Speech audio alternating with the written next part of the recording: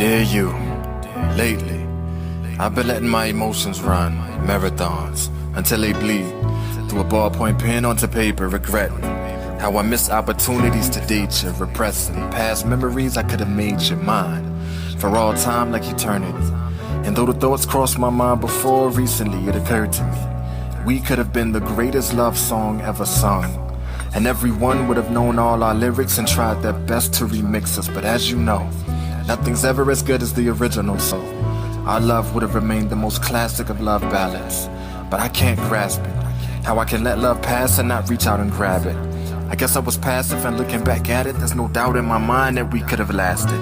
I'm trying to look past it, but how do I manage when it seems that I'm stuck in the past looking backwards?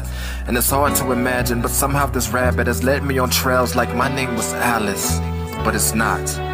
So why am I still backpacking through this land full of wonder? But there's nothing wonderful about always wondering how good it could have been, would have been, should have been. Maybe I should have been more assertive, less nervous, more forward, less backward in my thinking I didn't measure up, wasn't enough, or maybe you were too much. Either way, I was less than you deserved, but who am I to make that call for you?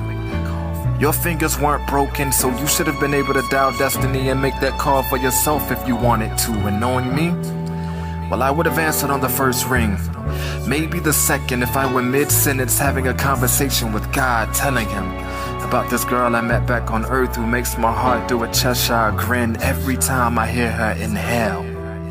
And that's when he'll laugh at me and say, son, I do believe you're smitten.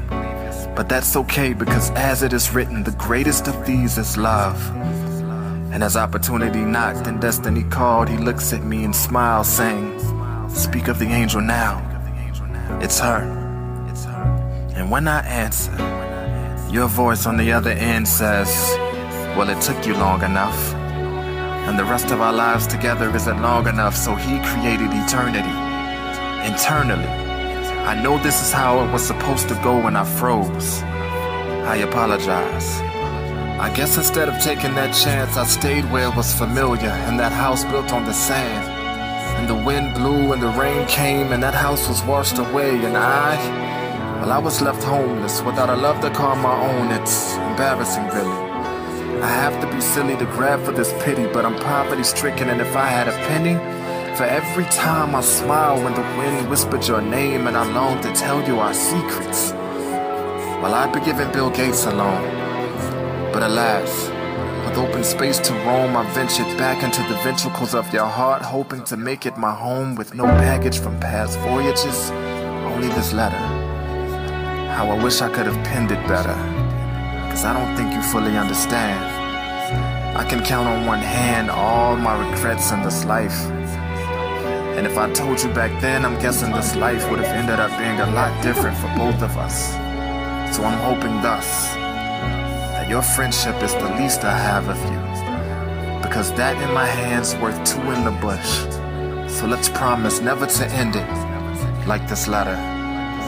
Forever your friend was hoping for more. Sincerely me, regrettably yours.